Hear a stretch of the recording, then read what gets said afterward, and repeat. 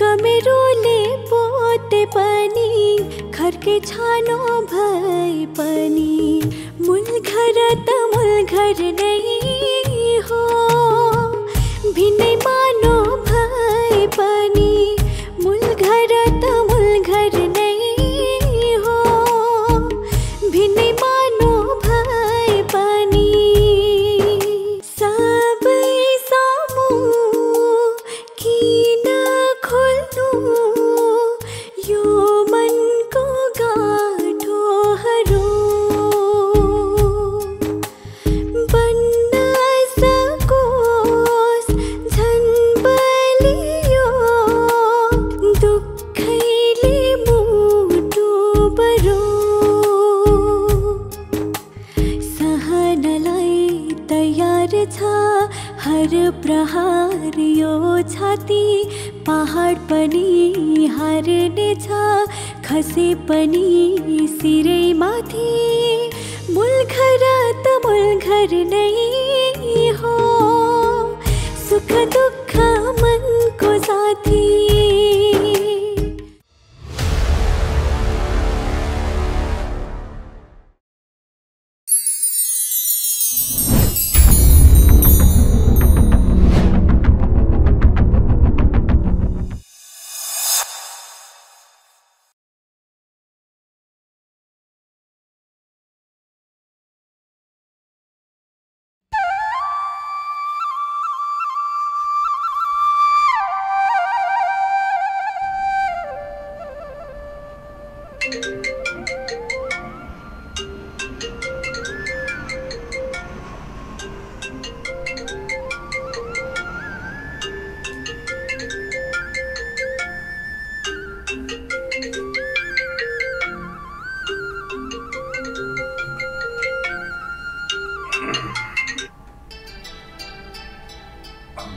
के हो भतिज, थकाइ धेरै नै लागे जस्तो छ नि।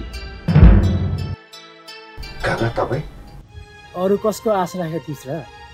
एउटै आश भएको त धेरै साथ पठाइदिएको थिएँ के अरे। काका पनि बिहान बिहान नजिस्काउनु न। अनि उता घरको माहौल सबै ठिक छ नि? के भन्नु र खै तँलाई, ठिक छ भनौँ केही ठिक भए जस्तो लागेको छैन। काका हेलो हेलो काका। सब ठिक छ। यहाँ गाउँमा राम्रो टावर टिप्दैन तँलाई थाहा छ त। अब धेरै तँ यताको चिन्ता नगर, म छु। आफ्नो र सावित्रीको राम्रो ख्याल गर। हुन्छ काका, थाहा छ काका, गाउँमा राम्रोसँग टावर टिप्दैन। काका तपाईँ हुनु भएर त आज म यहाँ छु, नत्र त। ल ल ल अब धेरै भावना नदु। यहाँ कोठामा के कसो छ मिलाएर बस।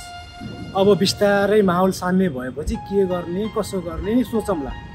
ल त अहिलेलाई राखेँ। सावित्रीलाई पनि मेरो आशीर्वाद र सम्झना सुनाइदिस्। हुन्छ काका। ल राखेँ है त। हजुर काका, हुन्छ काका। ल राखि नै पो सक्नुभयो? ल 2 सेकेन्डले ढिला भएको त सावित्री। तै पनि काकाले तिमीलाई सम्झना र आशीर्वाद छ भनेर सुनाइदिनु भन्नुभएको छ।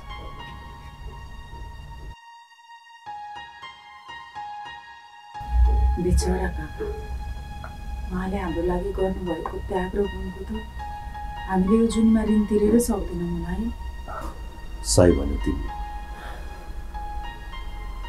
आज तिमी र म यो ठाउँमा यसरी हुनुमा काकाको ठुलो योगदान छ। आज हाम्रो जीवनमा काका नभइदिनु भएको भए तिमीले र मैले चाहेर मात्र यो सम्भव थिएन।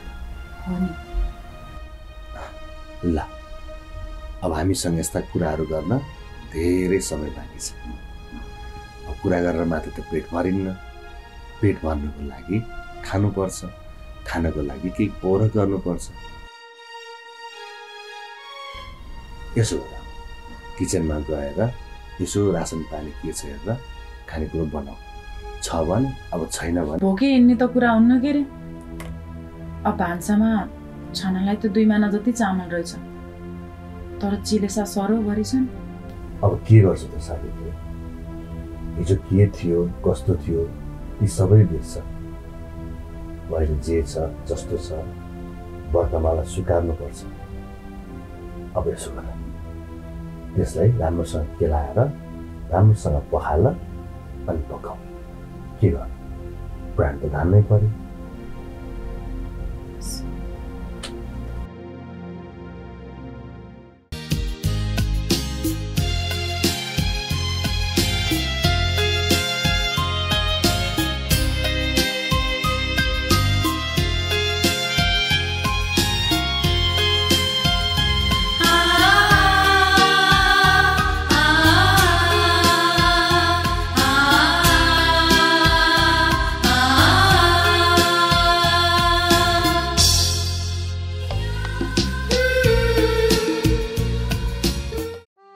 हामी त अब जेन तेन जसो तसो यहाँ केही न केही गरेर बाँचौँला, तर मेरी आमाको के हुन्छ? जेसुकै होस्, अब साना छैनन्, नबुझ्ने होइन।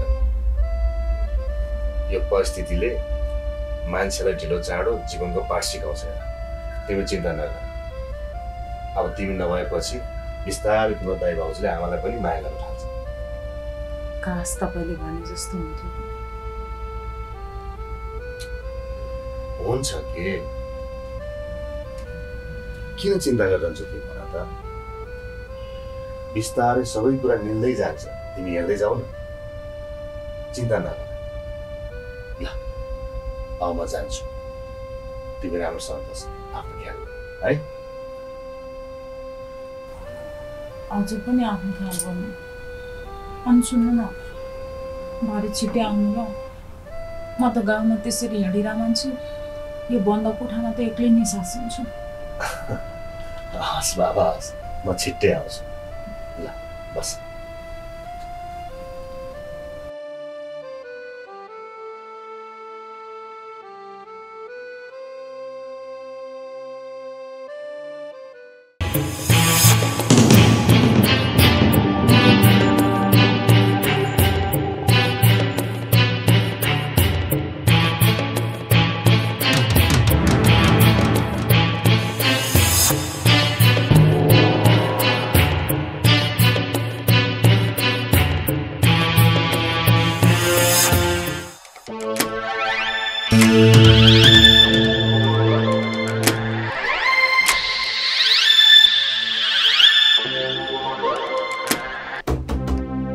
बुढो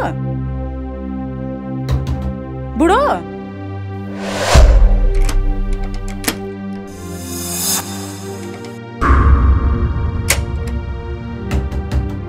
बुढो बुढो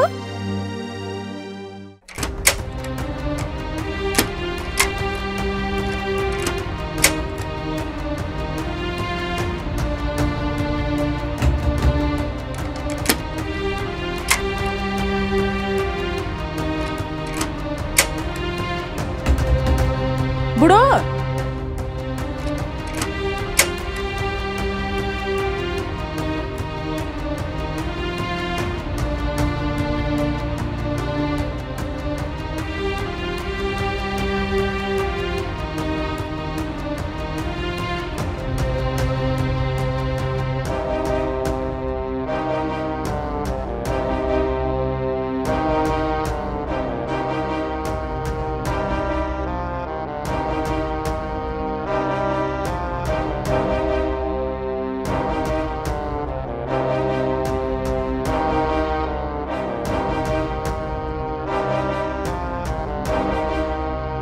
लौ न, यो ढोका आफै कसरी बन्द भयो? अचम्म, के भएर कसरी?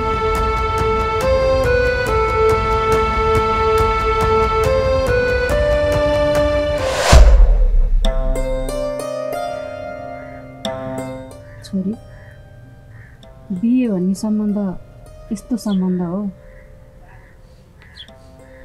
जुन बन्धनमा बाँधिसकेपछि आफूलाई जस्तो सुकै गाह्रो साङ्रो पर्दा पनि न त फुत्कन सकिन्छ न त उम्किँदैन। त्यसैले बिहे गर्दा सोच विचार गरेर बुझेर मात्र गर्नुपर्छ। मैले गर्छु भनेकै छुइनँ। मैले पनि गर कहाँ भनेको हो र, तँलाई सम्झाएकी मात्रै हो, ताकि भविष्यमा गएर तैँले पछुताउनु नपरोस् भनेर हो के।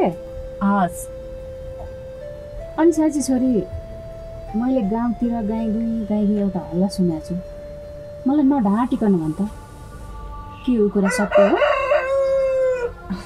आमा पनि कस्तो कुरा गर्नुहुन्छ के अब गाउँमा गाई गुई सुनेको हल्ला त गाउँलेहरूलाई पो सोध्ने हो त मलाई सोध्ने हो त अनि हल्ला तेरै विषयमा भाव र त भने हुन् के हो र तर त्यो मुखियाको छोरो सरोज बीच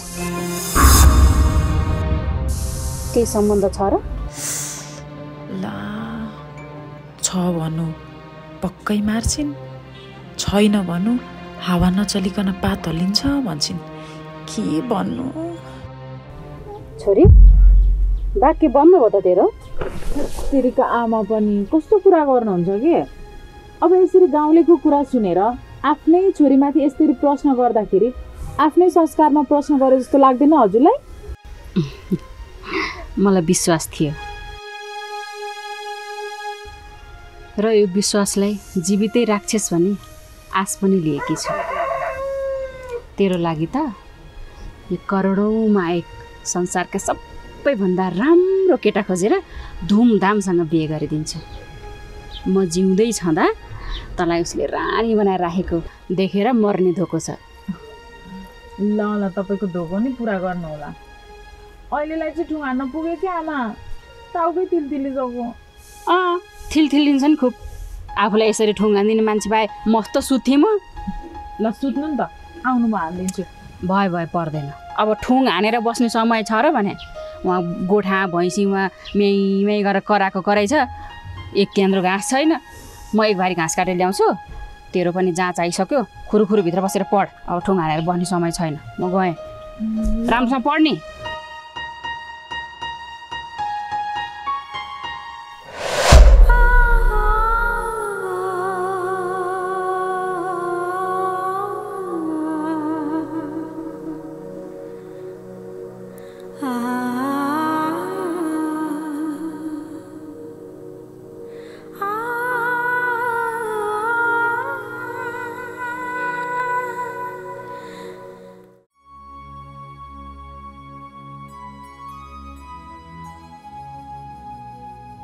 मान्छे मात्र जेनरल देखिएर काम दिने कुरा आएन कानुन र जागिरमा बोली भन्दा पनि डकुमेन्ट बन्ने गर्छ त्यो त मलाई पनि थाहा छ तर मैले भने नि हजुरले खोज्नु भएको डकुमेन्ट्स अहिले मसँग छैन पछि म गाउँबाट मगाएर अनि हजुरलाई दिन्छु हेर्नुहोस् न मलाई अहिले कामको एकदमै आवश्यकता छ र थोरै एडभान्सको प्लिज मलाई दिएर गर्नुहोस् न कस्तो कुरा गर्नुभएको जागिर खानुभन्दा पहिला एडभान्स तपाईँले सोचेको जस्तो हुँदैन यो सहर हो गाउँ होइन पहिला तपाईँ आफ्नो डकुमेन्ट लिएर आउनुहोस् त्यसपछि हेरौँ त्यसो नगर्नु न please sorry no more discussion please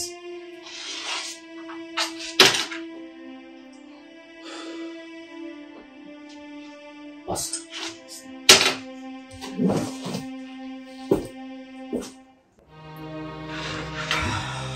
कस्तो मान्छे आउँछ एउटा त एजुकेटेड जस्तो देखिन्छ यो कुरो गर्छन् अबुझ जस्तो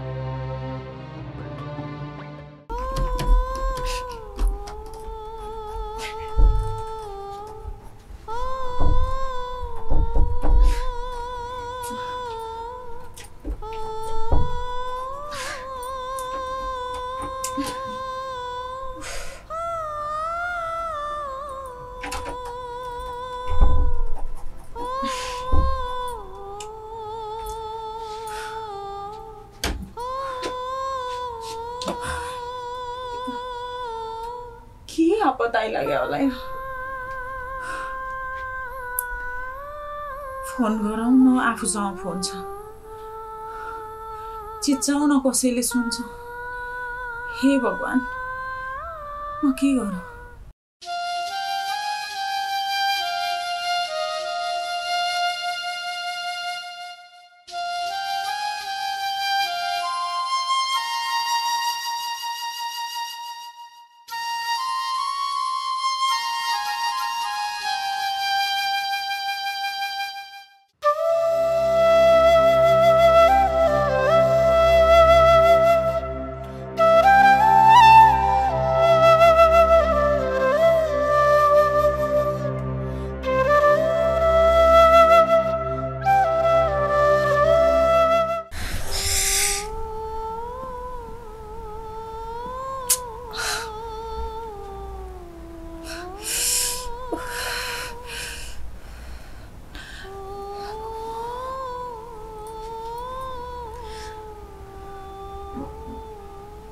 केही न केही त गर्नै पर्छ,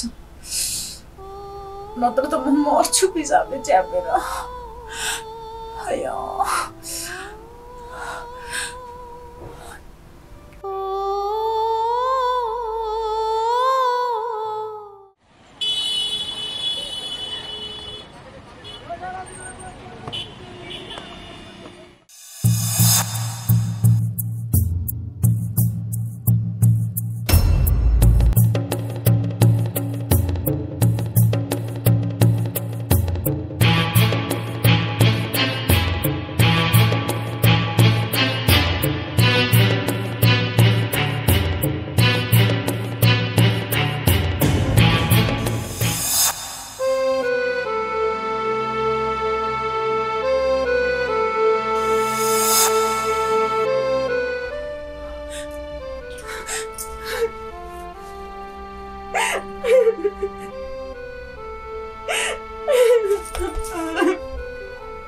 के भयो सावित्री?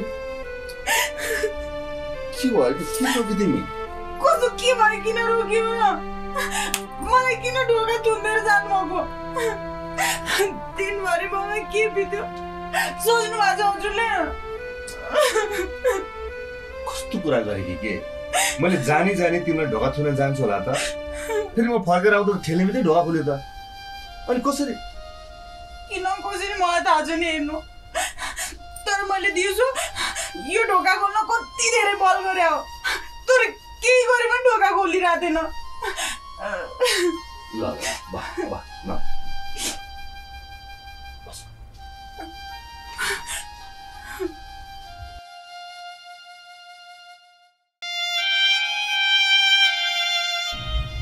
सावित्री, भयो के नरो, आफै लक भयो होला के ढोका। यो सहरतिरको ढोका र अप्ठ्यारा हुन्छ,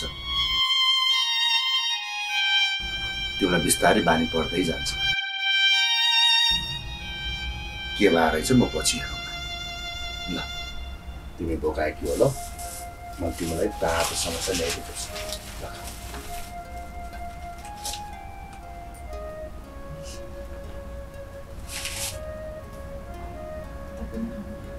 खाऊ न, खानु न, तिमी खाऊ न।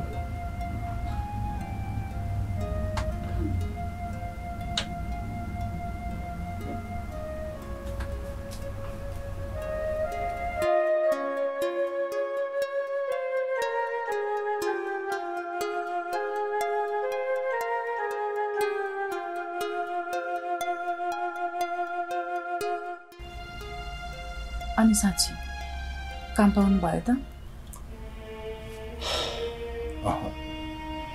पाइन, मैले सोचेको जस्तो सरल सहज यो सहर रहेनछ। यति चाँडै यसरी हरेस नखानु न। हरेस खाएको छुइनँ, मलाई त तिम्रो चिन्ताले पिघलिरहेको छ। के सपना बुनेकी थियो भने आज के भोगिरहेकी छ, पाप लाग्छ होला है मलाई। छे, के बोल्नु भएको यस्तो? मैले त यस्तो कुरा कल्पना समेत पनि गरेकी छैन। मैले बुझेको जीवनको अर्थ नै उतार चढाव। हजुर मेरो साथमा हुनुहुन्छ, म त्यसैमा पूर्ण छु। बस म त भगवानसँग यही प्रार्थना गर्छु, जीवनमा चाहे जस्तो सुकै परिस्थिति किन नआओस्, तर हजुरसँग छुटेर बस्नुपर्ने अवस्था कहिले पनि नआओस्। सावित्री, तिमीले यति भन्थ्यौ म धन्य भएँ।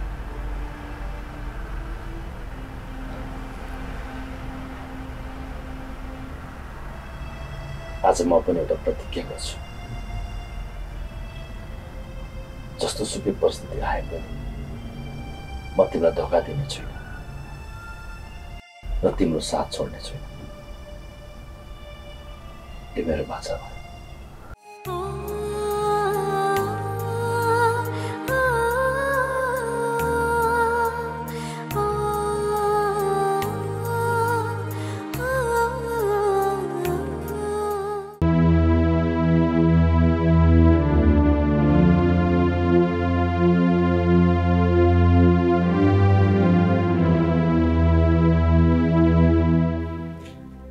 दाइ यहाँ बेसी नबिन तपाईँलाई गाह्रो हुन्छ।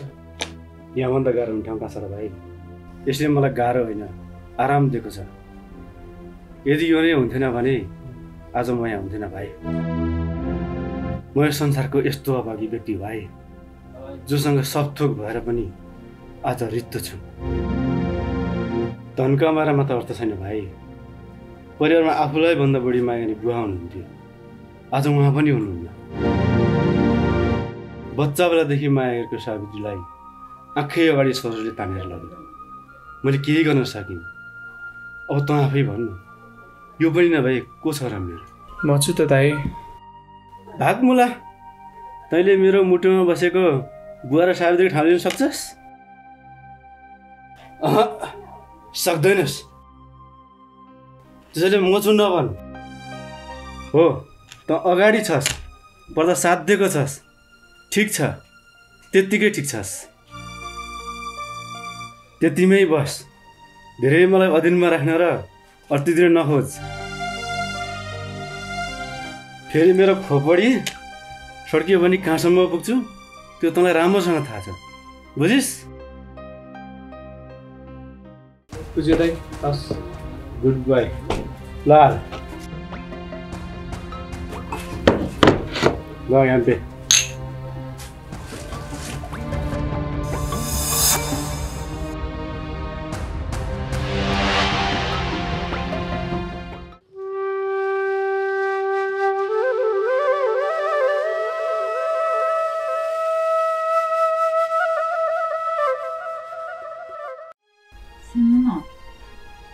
हिजो म एक्लै यो कोठामा बस्दाखेरि कस्तो धेरै निसास्यो कि आज मलाई पनि हजुरसँगै लाग्दैन नि। कस्तो बच्चा जस्तो कुरा गरेको। म आफै त भौतेर रहेको सहरमा, अब तिमीलाई लिएर म कहाँ कहाँ भौतारी नभन। यसै पनि हामी अहिले सबैको आँखाको तारो भएका छौँ, सबैले हामीलाई खोजिरहेका छन्। तिमी यस्तो कुरा नगर त। तिमी आरामले ढुक्कसँग बस, म सक्दो चाँडो आउने कोसिस गर्छु। नाइ के जान्नु। कस्तो जिद्दी गरी के तिमीले? यहीँ बस न, जिद्दी नगर न। के गरेर बस्ने के भन्नु न भने? यत्रो लामो दिन छ, यो एउटा कोठामा के गरेर बस्नु भने? कस्तो बोल्दै बोल्नु। यसो तिमी के गर भने यो दराजभित्र सबै काकाको लुगाहरू भद्रगोल सर्ट निकाल्दाखेरि मैले देखेको थिएँ। त्यो लुगा सबै पट्याएर मिलाएर राख। घर सरसफाइ गर, किचन सरसफाइ गर। दिन त यतिकै कटिहाल्छ नि, किन चिन्ता गरेको भन त? झन् मैले भनिनँ, म आफै त हराउने यो सहरमा तिमीलाई लिएर म कहाँ कहाँ भौतारिँ। ल बस म गएँ।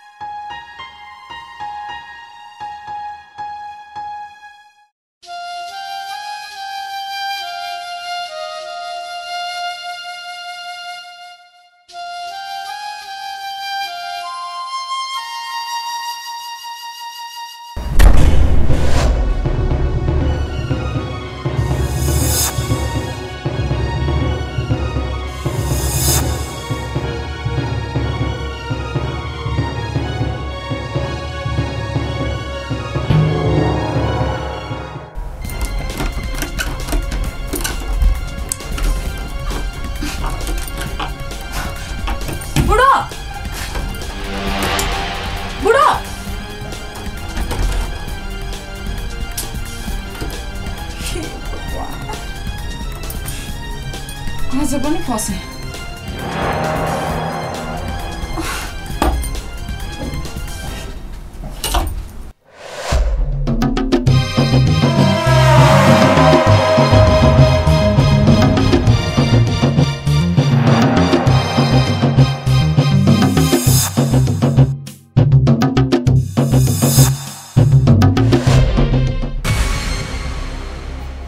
सबैलाई यस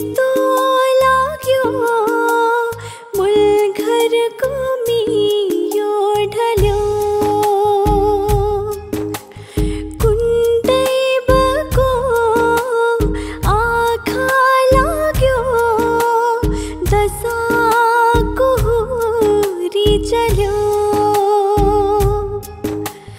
जति तोड्न खोजे पनि टुट्ने छैन यो बन्धन औलान जति बाधाहरू हार्ने छैन यो जीवन मूलघर त मूलघर नै हो मनको भारी